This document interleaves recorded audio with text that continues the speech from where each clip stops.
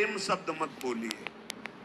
कहीं त्रिभुवन में रुचि न रह जाए, एकमात्र प्रभु में, तो उसे प्रेम कहते हैं। जैसे सूर्य उदय होते कहीं अंधकार नहीं रह जाता, ऐसे ही प्रेम उदय होते ही कहीं मायाकृत आकर्षण नहीं रह जाता। अली भौरा, भौरे का झूठा प्रेम है, कोई सच्चिदानंद प्रेम थोड़ी है। वो कोरे काठ में छेद कर सकता है, पर जब कमल में अत्यधिक पराग से प्रियता रखने वाला भौरा पहुंचता है, वह सारी चतुराई विस्मृत हो जाती है। और जब कमल कोश बंद होता है, उसी में बंद हो जाता है। कोमल पंखुड़ी नहीं छेदता, भले मृत्यु हो जाए। कोई जीव आवे, जिससे हाथे आया, कमल को उखाड़ के मुख में चबा गया, मर गया, लेकिन वो छेदा नहीं। ऐसा प्रेम। कमल का पराग का आशिक भौरा अपने प्राण त्याग देता है, लेकिन पंखुड़ी नहीं छेदता। पतिंगा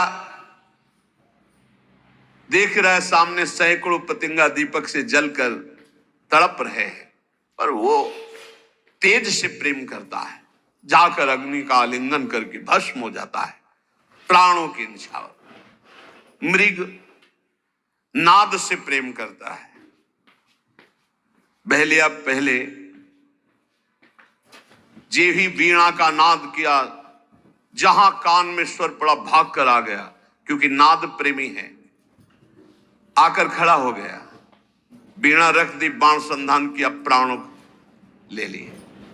नाद प्रेमी मृग अपने प्राण दे देता है। तेज प्रेमी पतंग जल करके अपने प्राण देता है। पराग प्रेमी भ्रमर पराग के लोभ से कमल में बंद होकर अपने प्राण न्यौछावर कर देता है। मीन रस प्रेमी जल अलग कर दो, तड़प तड़प कर प्राण त्याग देगी। ये सब झूठे प्रेम में गज हाथी ऐसे गड्ढा खोद दिया जाता है, पाट दिया गया सहज ऐसे तिनकों से, सामने हथिनी खड़ी कर दी गई। वो आशिक प्रवृत्ति का उसमें कूदा, फंस गया, बंधन को प्राप्त हो जाता है।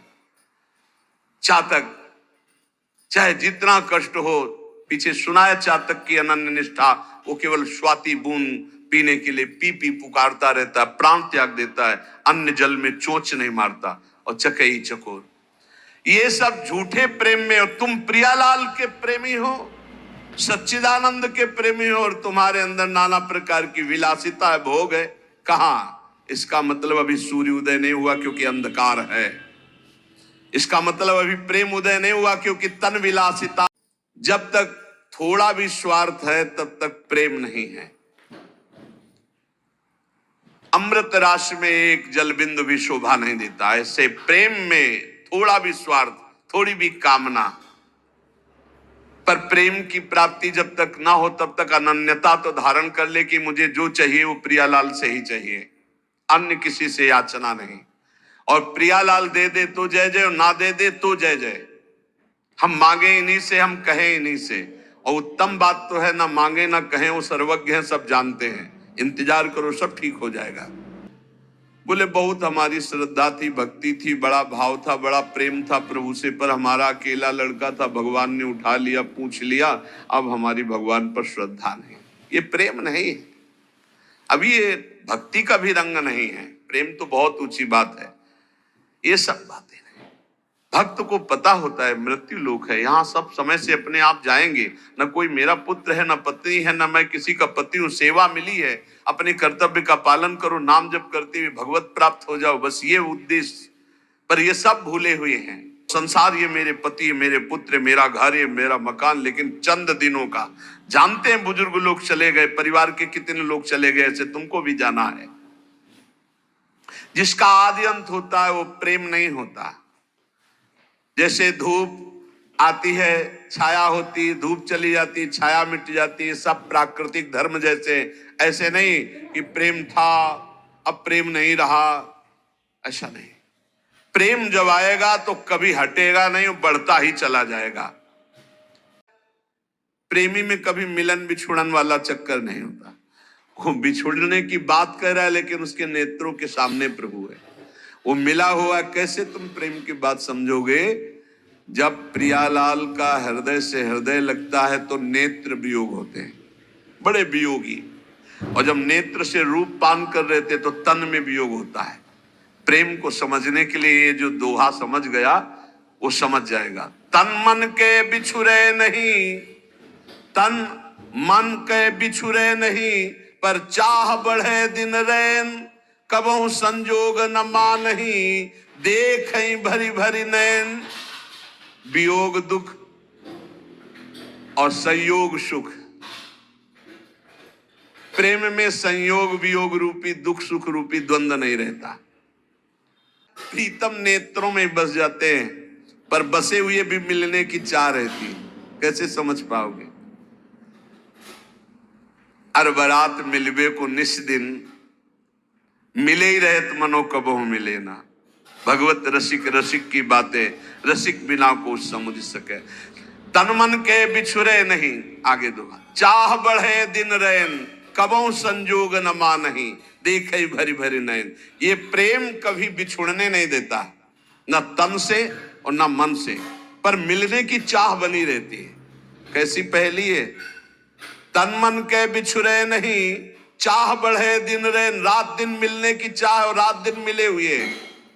अरबरात मिलबे को निस दिन, और निस दिन मिले ही रहत, मनो कबहु मिले ना। बोले समझ में नहीं आया तो बोले रसिक बनो तब समझ में आएगा। भगवत रसिक रसिक की बातें, रसिक बिना को सम।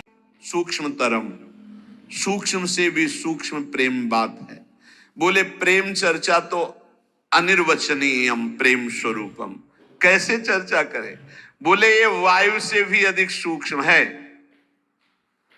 प्रेम बात बातते सूक्ष्म कही नहीं जाए। ये प्रेम बात वायु से भी बहुत सूक्ष्म है। कैसे इसका वर्णन किया जा सके? कहा कहूं एक जीव सखीरी बात की बात की बात। ये बात की बात की बात कैसे प्रेम की बात कर? अनिर्वचनीयम।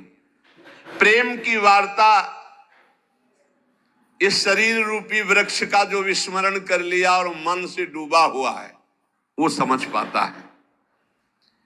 प्रेम के अनेक प्रकार हैं, अनेक विधाएं हैं। कोई लौकिक प्रेम, कोई पारलौकिक, कोई अकाम, कोई सकाम, कोई सर्वकाम।